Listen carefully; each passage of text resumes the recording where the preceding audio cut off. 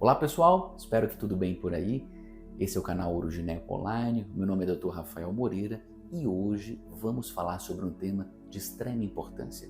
Existe a possibilidade de tratar cirurgicamente a incontinência urinária de esforço sem o uso de tela?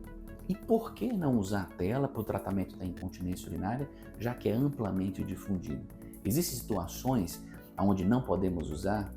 Existem situações, por exemplo, onde é contraindicado usar tela no paciente, seja para tratamento de prolapso, ou seja, sobre o tema de vídeo de hoje, para o tratamento da incontinência urinária de esforço. Não percam!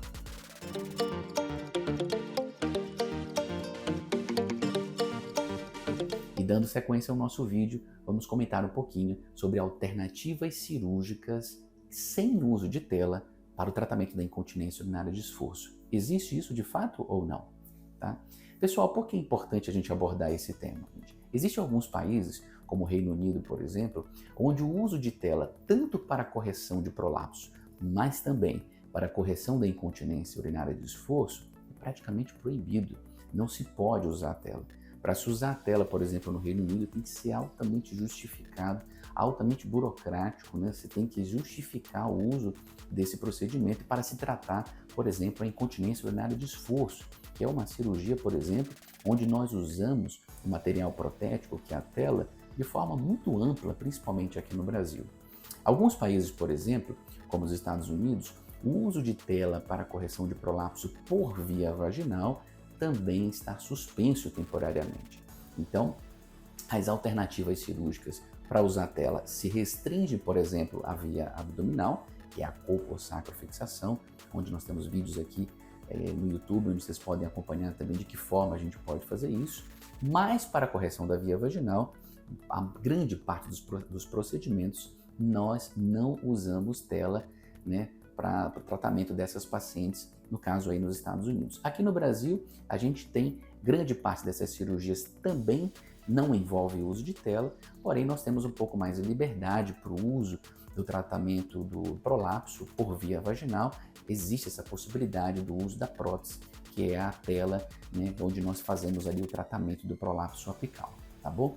Mas falando agora, pessoal, sobre a incontinência urinária de esforço. Existe alguma alternativa cirúrgica sem o uso de tela? Em quais situações a gente pode usar? Existe, pessoal. O tratamento da incontinência urinária de esforço, onde não envolve o uso de tela, ele pode ser feito tanto por via abdominal, quanto também por via vaginal. São as duas possibilidades que a gente tem para tratar. Na via abdominal, desde 1960, existe descrito uma técnica cirúrgica, que é a técnica cirúrgica de Bush. A técnica cirúrgica de Bush, onde nós refazemos o vetor anterior através de uma sutura da vagina junto ao periósteo do arco púbico ali, justamente para reforçar esse vetor anterior. E o que nós temos de novo, gente? Hoje, essa técnica ela pode ser feita tanto por via laparoscópica, que é o que a gente faz hoje em dia, quanto também por via robótica. E será que esse resultado dessa cirurgia é inferior? Gente, os trabalhos têm mostrado para nós, em grandes séries como a da Cochrane, que não há grandes diferenças estatísticas, principalmente com relação ao sling transobturatório, que é o mais comum que a gente faz. O sling retropúbico, que é uma outra via que nós usamos para o tratamento da incontinência urinária de esforço, ela perde, obviamente, um pouquinho, né, para o sling retropúbico, mas essa diferença também não é tão gritante, não é tão discrepante com relação aos resultados da cirurgia de Bush. Mas a cirurgia de Bush, gente, ela está aí, ela pode ser utilizada. Em que situações a gente pode usar? Pacientes que não queiram usar tela, a gente tem que, obviamente, decidir junto com o paciente a via de tratamento. Não tem pacientes que não querem usar prótese, não querem ter um risco de uma complicação do uso de tela e, obviamente, nós cirurgiões temos que decidir em conjunto com o paciente. Essa decisão, ela precisa ser compartilhada. Não é só o que eu sei fazer ou o que eu tenho mais experiência. Eu tenho que saber o que a paciente deseja e também o que é melhor para ela. Então, fundindo todas essas coisas, a gente vai chegar, obviamente, no melhor caminho. Então, lembrando, pacientes também que não desejam o uso de tela, está indicada a cirurgia de Bush. Paciente, por exemplo, que vai fazer uma cirurgia já por via abdominal, exemplo, uma colpo-sacrofixação, a paciente que tem, ou seja, um prolapso abdominal, um prolapso genital, perdão, e a gente vai fazer a correção por via abdominal. Já que já está lá, né, nessa via de tratamento, não custa nada aproveitar aquela via para fazer o tratamento da incontinência urinária de esforço. Nesse caso, nós fazemos aí a cirurgia de Bush. Pacientes, por exemplo, que têm uma alergia conhecida ao material da tela, gente, esse daí é altamente contraindicado, não podemos usar prótese. E a cirurgia de Bush fica aí como uma alternativa para esse tipo de tratamento, tá bom? Saindo da via abdominal, pessoal, nós temos as vias vaginais. E que opções de tratamento cirúrgicas nós temos?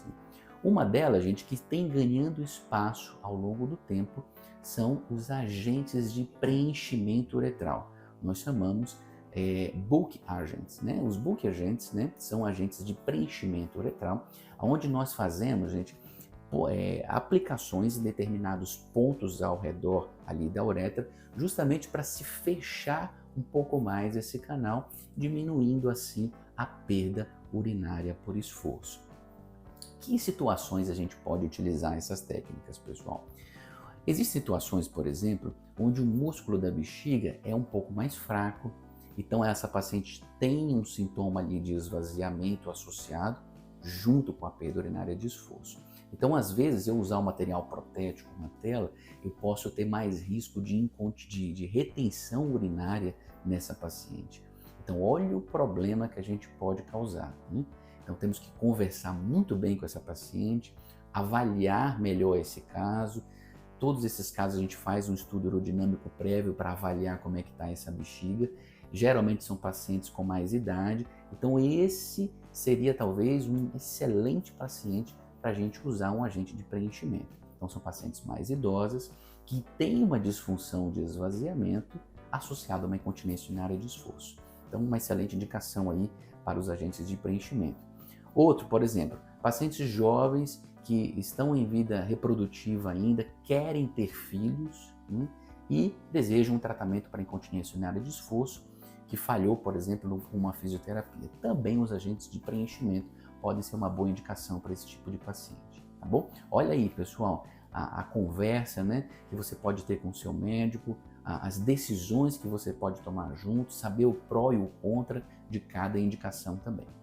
Existe também uma técnica, pessoal, também por via vaginal, onde nós utilizamos um pequeno retalho, uma pequena faixa de aponeurose. O que é aponeurose, gente? A aponeurose é um tecido nativo do próprio corpo, né, que reverte ali, fica por cima da nossa musculatura. É um tecido mais rígido, mais forte, né, e a gente aproveita uma pequena faixa desse tecido e nós colocamos ali nesse espaço ali suburetral, justamente para fazer uma melhor sustentação da uretra, como se fosse exatamente um sling protético com uso de tela. Só que no lugar da tela, nós usamos o tecido nativo. Nós chamamos isso de sling aponeurótico, tá bom, gente? Em que situações a gente pode usar um sling aponeurótico? A paciente que também não deseja usar o uso de tela, a paciente, por exemplo, que já teve uma complicação via uretral, uma paciente que usou uma tela, essa tela machucou o canal do xixi, teve uma extrusão para dentro do canal. Toda vez que há uma lesão na uretra, se está indicado o uso de um procedimento sem o uso de tela. E o sling aponeurótico está aí dentre uma dessas indicações. Que situações a gente pode ter lesão uretral? Então, o paciente que teve uma fístula uretrovaginal, por exemplo, fica a opção de correção pós-tratamento da fístula com o sling aponeurótico. Uma paciente que teve uma lesão inadvertida, né, então foi lá, o cirurgião foi fazer a cirurgia do sling e acabou lesando o canal uretral. Então, uma das vias para tratar posteriormente sem incontinência urinária acaba sendo um sling aponeurótico, é uma das opções, porque o uso de tela nesses casos, a gente tem um risco maior de extrusão e ter complicações realmente que vão atrapalhar a qualidade de vida do paciente e pior, complicações de difícil tratamento. Combinado? Outra situação, gente, tratamentos de divertículos uretrais associados à incontinência urinária. Então, toda vez que você vai mexer no canal do xixi, esse é o grande resumo, esse é o grande ponto. Toda vez que se mexe ou se tem um dano à uretra, a gente tem que optar por tratamentos, né, que não envolvam o uso de próteses, né, de telas, por exemplo, e o sling aponeurótico está dentre as opções. Combinado, pessoal? Bom, espero que tenha esclarecido alguma dessas dúvidas. As opções de tratamento sem tela para incontinência urinária justamente são, em resumo, pacientes que não desejam uso de tela, pacientes que tiveram alguma complicação anterior com o uso da tela e não podem mais utilizar, ou seja, a gente opta por opções não cirúrgicas.